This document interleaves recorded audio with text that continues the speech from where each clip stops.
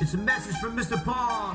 New Jersey, To y'all worldwide. all around the world. And now, it's Newton's laws of.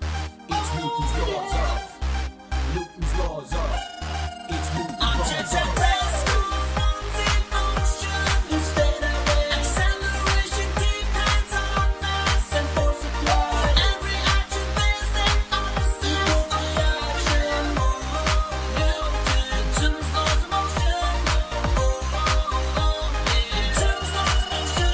Objects follow the same acceleration everywhere. Everywhere, Everywhere. Objects fall to the ground at the same rate from acceleration. gravity.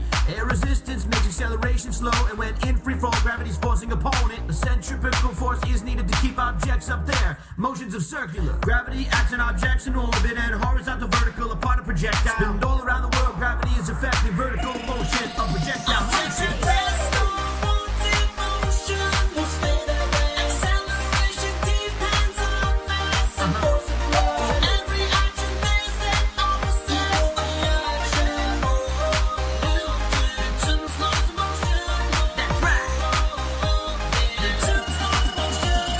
Newton's first law states an object in motion ain't going to change, if you know what I mean. Unless a force acts on it, and then it will go down, if you know what I mean. The second law of Isaac Newton, acceleration depends on the mass and force on the equal. An opposite reaction to the first action can be seen in three forces and pairs, and momentum, velocity, and mass will change it. When objects interact, momentum may exchange, but the total will never change.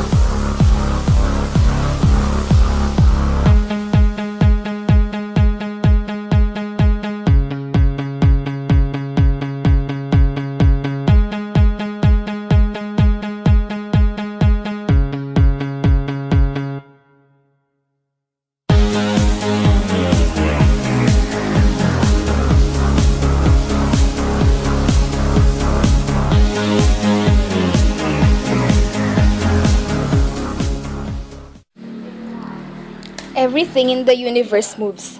It might only be a small amount of movement and very, very slow, but movement does happen. Don't forget that even if you appear to be standing still, the Earth is moving around the Sun, and the Sun is moving around our galaxy. The movement never stops. Over the years, scientists have discovered several rules or laws that explain motion and the cause of changes in motion.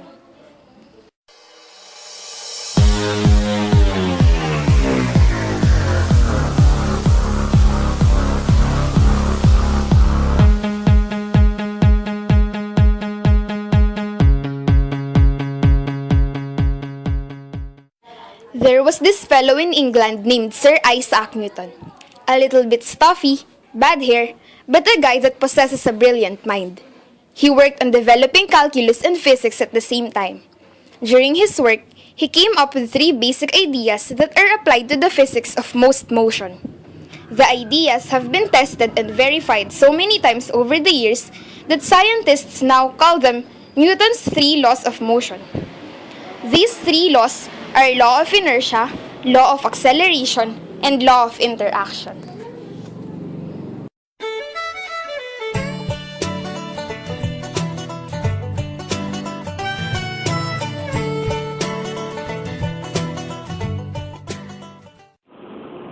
The first law of motion states that an object at rest tends to stay at rest, and an object in motion tends to stay in motion with the same direction and speed.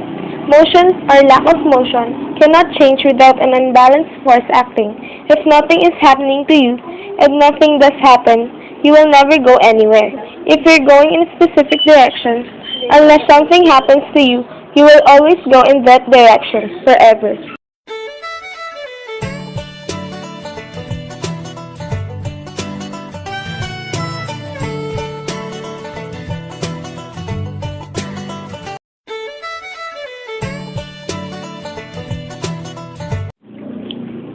The net external force pushed the ball at rest that caused the ball to move along the same direction and speed of the net external force. The reason why the ball stopped moving is that there is a net external force that prevented its motion.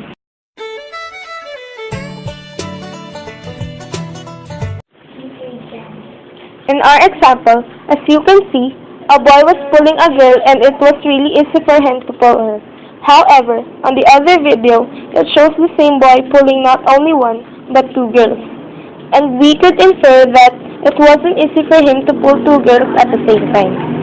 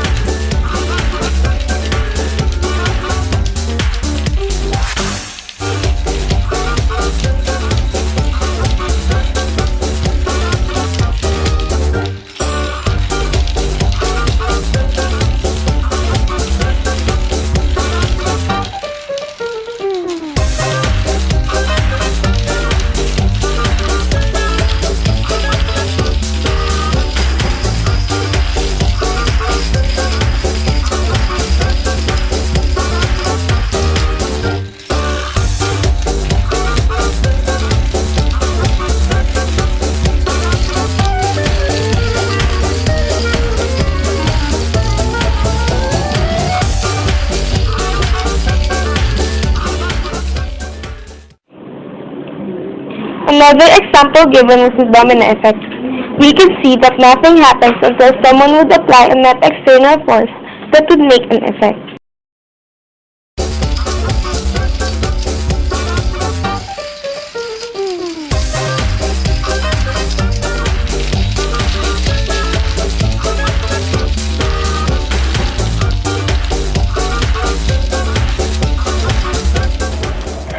The second law says that the acceleration of an object produced by a net applied force is directly related to the magnitude of force, the same direction as the force, and inversely related to the mass of object. The second law shows that if you exert the same force on two objects of different mass, you will get different accelerations. The effect on the smaller mass will be greater.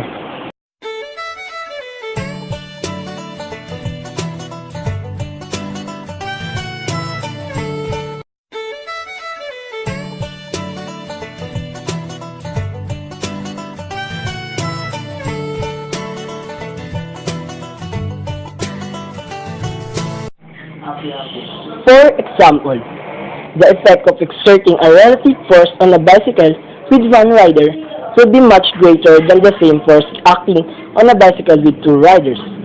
The difference in acceleration is entirely due to the difference in their masses. On the second example, the person or an object with a lighter mass sinks faster the person or object that is a bit heavier. The third example showed that pushing a lighter person needs less force than pushing a heavier one that needs much greater force. In this video, it shows several people running. This also presents the description that acceleration is inversely proportional to the mass but directly proportional to the net external force exerted. The last example showed that less force is needed to throw away a golf ball, and it takes a large amount of force just to throw it. The given examples all showed the relationship of mass and force. Its acceleration is directly proportional to the force acting to it. It means that the more force you exert, the faster it will move. It also showed that the acceleration of an object is inversely proportional to its mass, meaning the head. The third law says that for every action, there is an equal and opposite reaction. Forces are found in pairs. Think about the time you sit in a chair. Your body exerts a force downward, and that chair needs to exert an equal force upward, or the chair will collapse. It's an issue of symmetry. Acting forces encounter other forces in the opposite direction.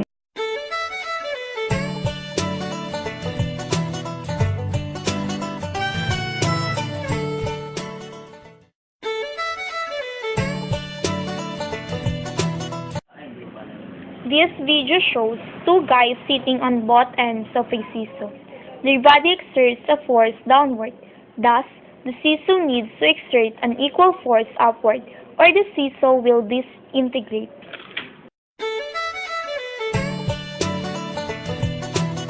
This video simply shows forces that always come in pair.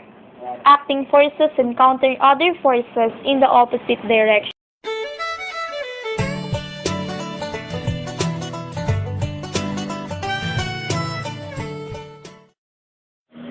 This video shows a boy doing what we call push-ups. The action comes from his hand and the reaction comes from the cemented floor.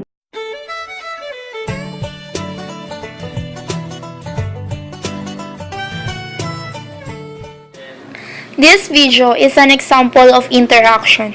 Hand pushes the ball downward. Ball pushes hand upward. Another thing is earth via gravity pulls ball downward, and the ball via gravity pulls the earth upward.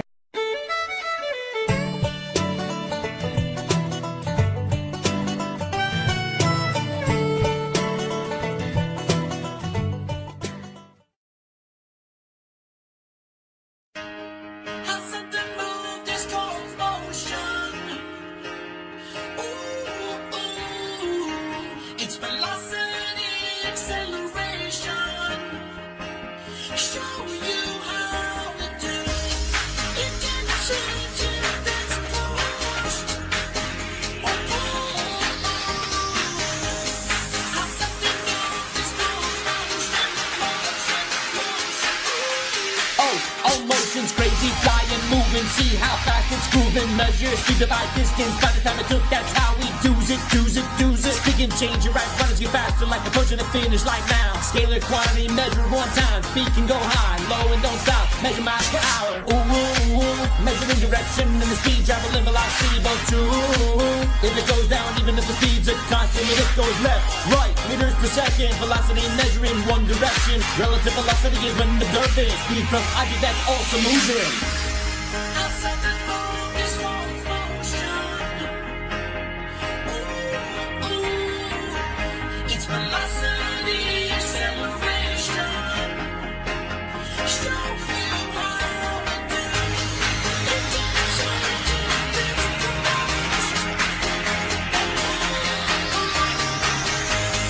how something moves is called motion. Getting faster, it is popping. Speed up to acceleration, pop up, deceleration, slowing, stopping, miles per hour, you'll look kilometers. So cool, falling in the fluid, accelerate the decent rate till it finds its groove. Somehow it stays at a constant speed. Terminal velocity, not faster even. Gravity's like everything, so pulling down acceleration goes. What happens to a body is an upward show. Resistance, gas or liquid flow. The faster descent, stronger resistance. To balance this equal downward force. And great objects stop accelerate. Is terminal velocity, no more increase.